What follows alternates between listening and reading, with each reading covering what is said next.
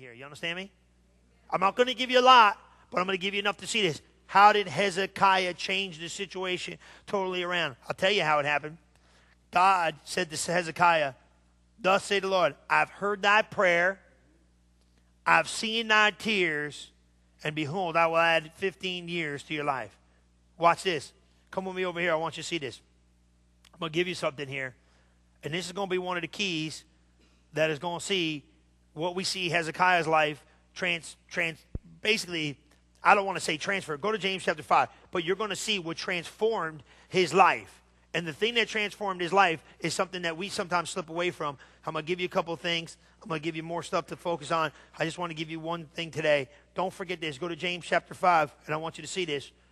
I want you to understand this thing with Hezekiah. Hezekiah got God to change his mind. Why? Because Hezekiah came to that place of one-on-oneness with God. Do you understand what I'm saying here?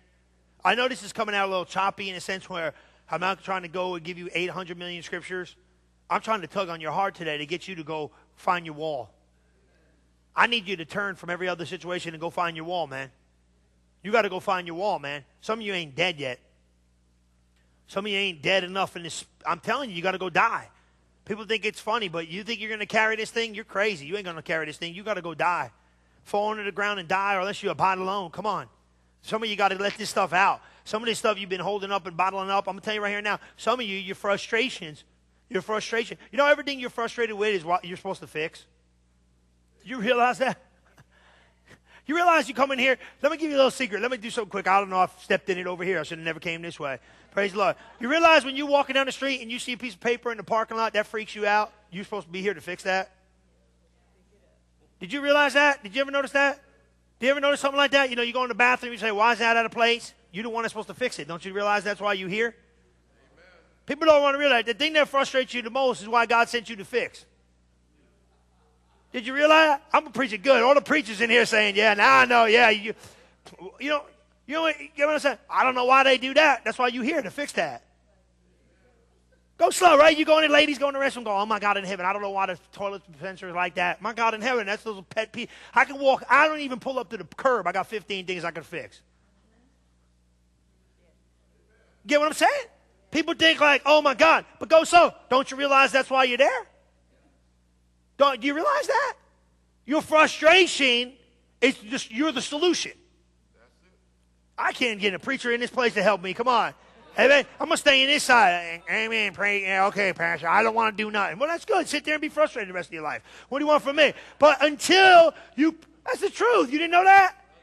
The only reason why you're in the earth is because you're here to solve somebody's problem. Did you understand it? The only reason why you came to the earth was you're the solution to somebody's problem. Did you know that? Some of you looking at, you don't even know how many problems I got, let alone I'm going to fix somebody else's. Trust me, you start fixing somebody else's, yours will work themselves out. Amen. You know what I'm saying? You see what I'm saying? It's stuff, why ain't that working like that? Well, that's why you're here to help make it work like that. Don't you understand that? And everybody's frustrated and mad. You got to pour yourself out. Look over here. Come on. James, what did I say, 5?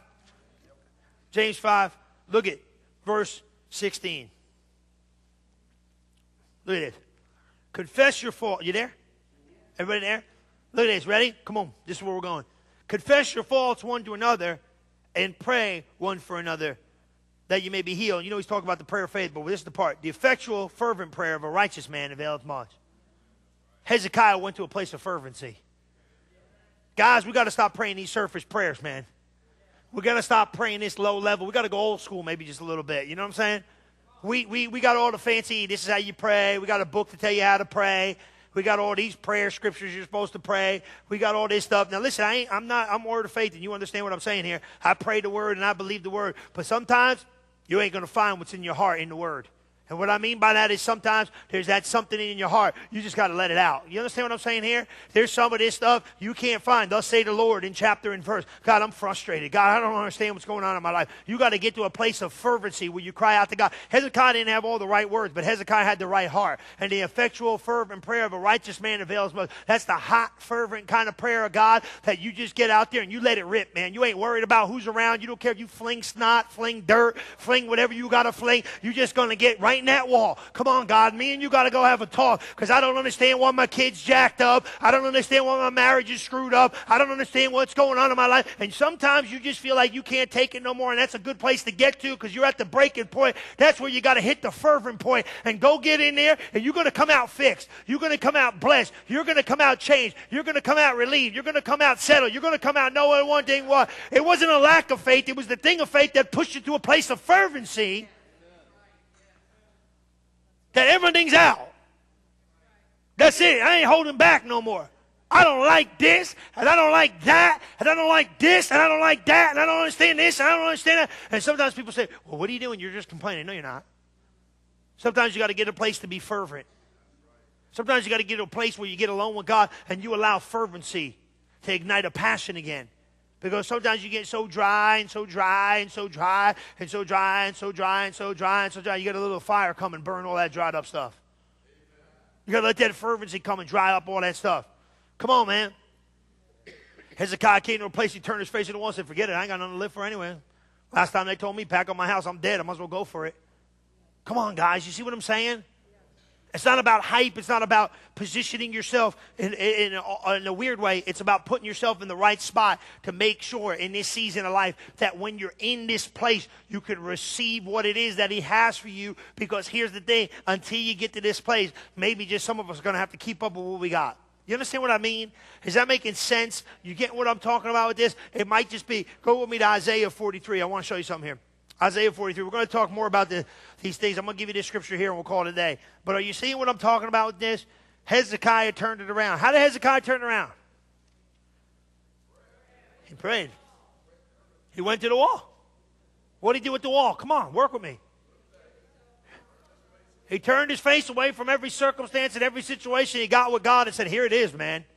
He got fervent about it. Right? Seriously, look at it. It's over. Nah, man, I got something, man, left in me. Come on. Come on. He got fervent. Look at this. Isaiah 43. We're going to talk more about this. I didn't want to leave you. I want to give you scriptural proof that what you're going to get ready to do this next couple of weeks is right on. Okay? So I'm going to give you scripture. I'm going to talk more about it. Today we just talked about what you believe. Next week we're going to talk about what do you see. We're going to talk next week. What are you seeing? What are you looking at? What are you looking at, man? Spies in the land? Are you looking at the giants in the land? Or are you looking at the promise in the land? What are you looking at, man? What do you got your eyes focused on? What do you got your ears and eyes loaded up with? Come on. I'm breaking this thing. Come on. You see what I'm saying? Come on. What do you believe? That's what I'm asking you today. You believe this? You believe you could change situations? Well, obviously, if Hezekiah, I go to this afternoon. Hey, God, I got a little problem right now with you. In all due respect, sir, I do love you, but if Hezekiah turned his situation around, you ain't no respected person. You got to change my situation around. Sorry, but I'm here, and I got some faith and some power, and that preacher should have never told me what he told me 11 o'clock in the afternoon, because I'm going to bug you to 11 o'clock tonight till I see something change. Some of you are at the brink, pay attention to me. Some of you are at the brink of seeing it, you got to pray it through, though. You understand that? You're at the brink of seeing stuff break, and you got to pray it through, because I'm going to tell you something about the devil. He don't take off no days. No, he don't play, he don't like, oh, today I can rest. He don't rest. He's sneaky.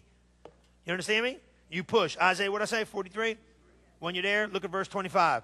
Look what he says here.